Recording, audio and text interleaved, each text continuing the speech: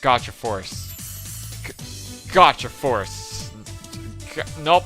Nope. No matter how many times I say it, I still can't understand how Capcom came up with such a weird name for a game. If I had told you that it was some sort of third-person action shooter where you fight as toys, would you think I'm crazy?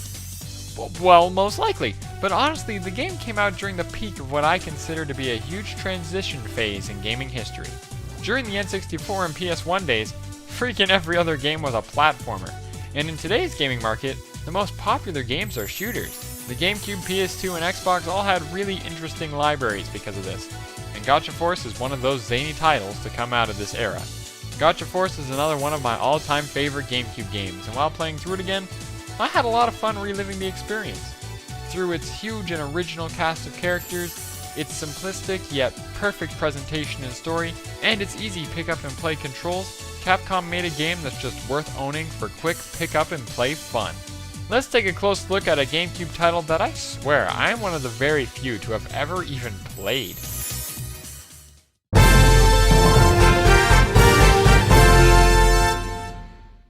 The first thing you'll notice in this game is the characters, and oh boy is there a lot of them. Seriously, this game has one of the biggest casts of original playable characters that I have ever seen.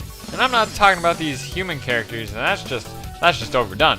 I'm talking about these little toy-sized dudes. What are they called? Well, Gotchaborgs. Gotchaborgs in Gotcha Force. What the crap is a gotcha? Not the point. These Gotchaborgs are your little playable characters that you'll use to defeat your adversaries. Like I said, there is a huge cast of them, and this cast is split up into tribes. You've got ninjas, samurai, girl, yes, girl Borgs, machines, knights, tanks, planes. I believe I can fly, 'cause I'm a plane flying kind of guy. And even flying fortresses. They just sit there. Useless would be an understatement. All these tribes have multiple Borgs within them, and each and every one of them look original. I mean, look at all these! All these Borgs are used to fight and shoot and whatever, and because it's an action game, they all feel really different from each other. You collect these Borgs by playing through the story mode, and after you complete a stage, you have a chance of unlocking one that you just faced. Whenever you collect a new Borg, they generally look so freaking original that it really entices you to want to try them out, which really shows the originality of these little dudes. Some Borgs need to be unlocked by collecting these data crystals, and once you have all the right data crystals, they come together, and when they do, oh, you know you're getting something good. I mean, this Gatling gunner here only takes 2 data crystals, and he wrecks almost every stage. Ah ha ha ha ha! Take my bullets, kiddies! Ha ha ha ha! Aww. I'm out of ammo. Crap. Honestly, I cannot stress enough how cool and original all these Borgs are. I mean, seriously, one of my all-time favorites is the Titan tank. Yes, this game even makes tanks look original and unique from other tanks. Beyond its cool and armored exterior, it has these javelin guns, and it just wrecks tanky opponents. The variety of Gotchaborgs in this game are just so unique and original that collecting and making a super team is almost worth the purchase of this game. When I was younger, I would play the game for hours trying to unlock all the cool Borgs. And I don't think it was an easy feat by any means. Let me explain to you what I had to do to get my favorite Borgs.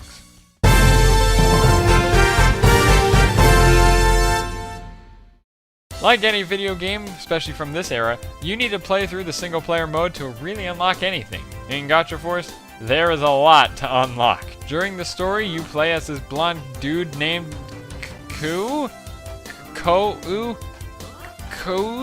I don't know how to say it. Let's just change his name. I won't lie, the story is your mediocre fare, even blander than Custom Robo, but at least this time the story is told in a better way. As your blonde dude, you find a Gotchaborg one starry night. His name is G-Red, and he's here to save the world. Well, alright then, as long as it's not unoriginal or anything. G-Red tells you he's part of a team called Gotcha Force, and they are fighting to stop the evil forces known as the Death Force. Well, if there was a cool name contest, I think they'd beat us there. That's for sure. Regardless, to stop the Death Force, you need to select levels in this overworld that's called Safari Town. Although, selecting levels like this may lose a lot of the storytelling aspect, they do throw in a little bit of preamble before the battle and a nice little epilogue to kind of close off the encounter. Starts to make the game feel just a little bit episodic, going from level to level. Sometimes even within the levels, there's these little dashes of cutscene in there to make the level feel just a little bit more intense.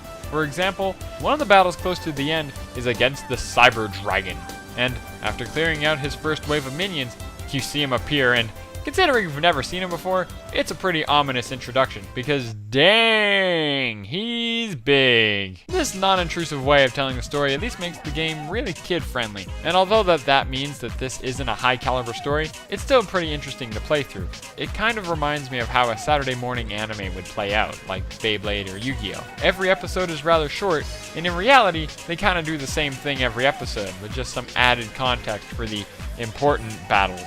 I guess this makes the game have a good way of telling a story, because it's not over-hammed at all. Oh, but the voice acting. You busy? Oh my. Aww. Seriously, how can it be so bad? I mean, I don't... You're no match for me. This is so hard. Like... I am Orochi, the mighty commander of the Death Force. Wow! I like to voice act without direction. Loser. At least for me, it doesn't ruin the story. If anything, it just cements my cult love for this game.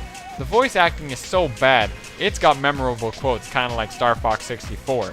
Trust me, like, it's just hilarious. As we were just talking about how this game plays out like an anime, the graphics are no different. With beautifully cel-shaded graphics, which honestly is the best way to design GameCube graphics, just makes it look so polished and neat that it gives it a really nice look. Considering this game's anime approach, the graphics blend perfectly. Now how about the sound? Oh, the sound. Well, the sound effects are nice and cartoony, which I personally enjoy, but admittedly, they're nothing to really freak out about. Oh, but the music. The freaking music, man. This game has some of my all-time favorite music in video games.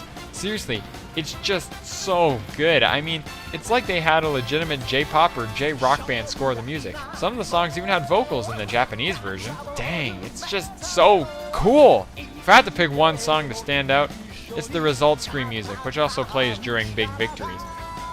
Hang on one moment. I can't listen to it without dancing.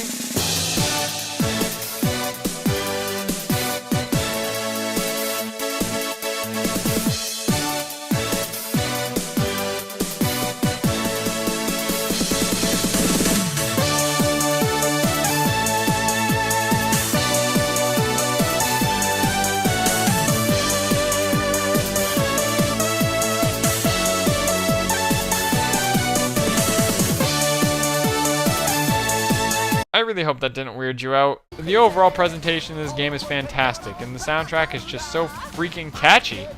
Oh no, I'm feeling a dance coming on again. Go to the next segment.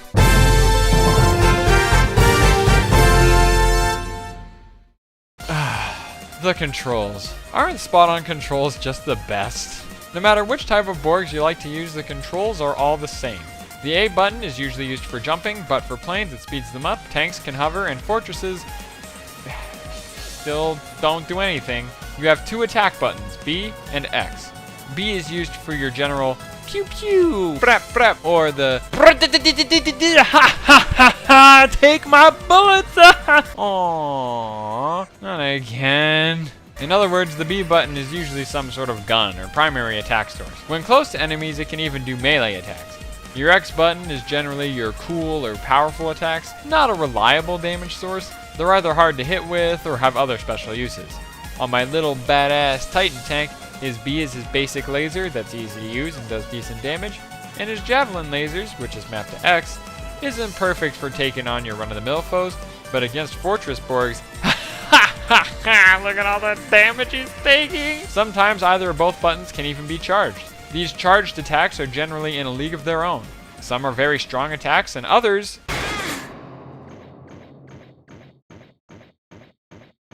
have cool effects like stopping time. Thanks, Chrono Samurai, I was in the middle of something. Overall, the controls make this game the cult experience that it is. They're just so easy to pick up and play. Playing with the wide variety of Borgs is just so much fun. Even if you've never tried a Borg before, when you decide to do it, it's not hard to figure out how they work. And that just speaks wonders for the gameplay, controls, and the all-encompassing fun that this game is to me.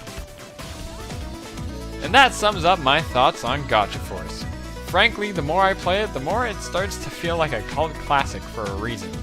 The people who have played this game love it to death, but I totally agree that it's not for everyone. I would strongly suggest that if you get your hands on it, check it out. It's a really cool and fun experience. If anything, the best way to play it for the first time would be with a friend who's kind of unlocked a lot of the Borgs, but obviously that's unlikely. Just know that although the story mode is a little monotonous to get through, the huge collection of Borgs to unlock and play with, it's pretty much worth dealing with it. The spot-on controls makes it so easy to just pick up and play whenever you want to. Man, like I said, it's just so cool the games that came out during the GameCube PS2 era. I wish I was a game dev back then. Or a game dev period. Maybe I could live out my dream. Maybe there's a way I could do that. Well, next week, we'll look at Game Dev Tycoon.